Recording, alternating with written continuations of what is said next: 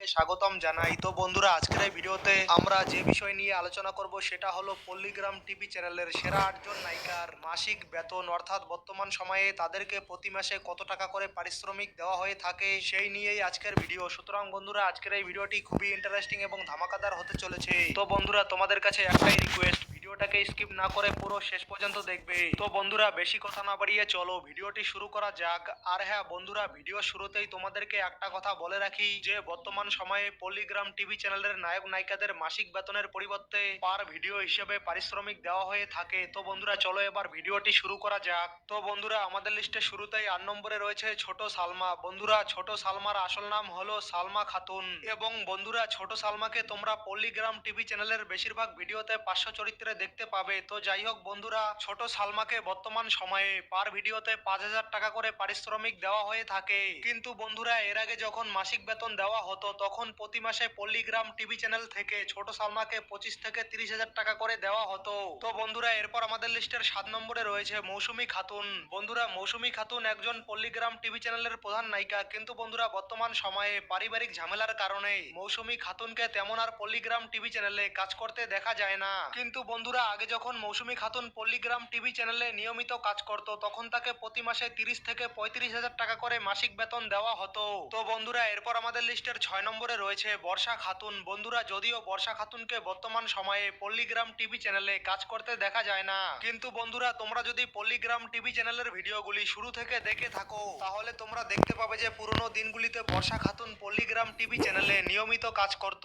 আর সেই হিসাবে বর্ষা খাতুনকে প্রতি মাসে পল্লীগ্রাম টিভি চ্যানেল থেকে ৩৫ থেকে ৪০,০০০ টাকা করে মাসিক বেতন দেওয়া হতো। তো বন্ধুরা, এরপর আমাদের লিস্টের ৫ নম্বরে রয়েছে তুহিনা খাতুন। বন্ধুরা, তুহিনা খাতুন যেহেতু পল্লীগ্রাম টিভি চ্যানেলের একজন পুরনো নায়িকা এবং বর্তমান সময়ে পল্লীগ্রাম টিভি চ্যানেলের বেশিরভাগ ভিডিওতে একজন নায়িকা হিসাবে তুহিনা খাতুনকে তোমরা প্রধান চরিত্রে দেখতে পাও, সেই হিসাবে বর্তমান সময়ে পল্লীগ্রাম টিভি চ্যানেলের অন্যান্য নায়িকাদের তুলনায় তুহিনা খাতুনের বেতন অল্প হলেও বেশি। তো বন্ধুরা, তুহিনা খাতুনকে বর্তমান সময়ে প্রতিটা ভিডিওর জন্য পল্লীগ্রাম টিভি চ্যানেল থেকে ৭,০০০ টাকা করে পারিশ্রমিক দেওয়া হয়ে থাকে এবং বন্ধুরা, আগে তুহিনা খাতুনকে প্রতি মাসে পল্লীগ্রাম টিভি চ্যানেল থেকে ৪০,০০০ টাকা করে মাসিক বেতন দেওয়া হতো। তো বন্ধুরা, এরপর আমাদের লিস্টের ৪ নম্বরে রয়েছে পল্লবী খাতুন। বন্ধুরা, পল্লবী খাতুন গত ১ বছর ধরে পল্লীগ্রাম টিভি চ্যানেলে কাজ করছে এবং বন্ধুরা বর্তমান সময়ে তোমরা পল্লবী খাতুনকে পল্লীগ্রাম টিভি চ্যানেলের বেশিরভাগ ভিডিওতে পার্শ্ব চরিত্রে দেখতে পাও এবং বন্ধুরা বর্তমান সময়ে পল্লবী খাতুনকে পল্লীগ্রাম টিভি চ্যানেল থেকে পার ভিডিওর জন্য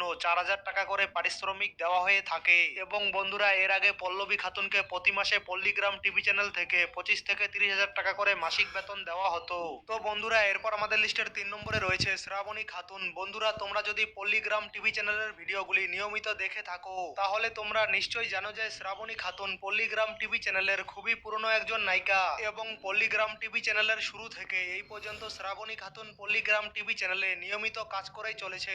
আর সেই হিসাবে বর্তমান সময়ে শ্রাবণী খাতুনকে পল্লীগ্রাম টিভি চ্যানেলের অন্য সব নায়িকাদের তুলনায় অল্প বেশি পারিশ্রমিক দেওয়া হয়ে থাকে। তো বন্ধুরা, বর্তমান সময়ে শ্রাবণী খাতুনকে পার ভিডিওর জন্য পল্লীগ্রাম টিভি চ্যানেল থেকে ৯,০০০ টাকা করে পারিশ্রমিক দেওয়া হয়ে থাকে এবং বন্ধুরা, আগে শ্রাবণী খাতুনকে প্রতি মাসে পল্লীগ্রাম টিভি চ্যানেল থেকে ৪০,০০০ টাকা করে পারিশ্রমিক দেওয়া হতো। তো বন্ধুরা, এরপর আমাদের লিস্টের ২ নম্বরে রয়েছে রীতি খাতুন। বন্ধুরা, রীতি খাতুন যেহেতু পল্লীগ্রাম টিভি চ্যানেলের একজন পুরনো নায়িকা, সেই হিসেবে রীতি খাতুনেরও বেতন তুলনামূলক একটু বেশি। তো বন্ধুরা, রীতি খাতুনকে বর্তমান সময়ে পল্লীগ্রাম টিভি চ্যানেল থেকে পার ভিডিওর জন্য ৯,০০০ টাকা করে পারিশ্রমিক দেওয়া হয়ে থাকে এবং বন্ধুরা, আগে রীতি খাতুনকে পল্লীগ্রাম টিভি চ্যানেল থেকে প্রতি মাসে ৩৫ থেকে ৪০,০০০ টাকা করে পারিশ্রমিক দেওয়া হতো। তো বন্ধুরা, সবশেষে আমাদের লিস্টের ১ নম্বরে রয়েছে সালমা খাতুন। বন্ধুরা, সালমা খাতুন যেহেতু গত ১-২ বছর ধরে পল্লীগ্রাম টিভি চ্যানেলে কাজ করছে, সেই হিসেবে বর্তমান সময়ে সালমা খাতুনের বেতন পল্লীগ্রাম টিভি চ্যানেলের অন্য সব নায়িকাদের তুলনায় অল্প হলেও কম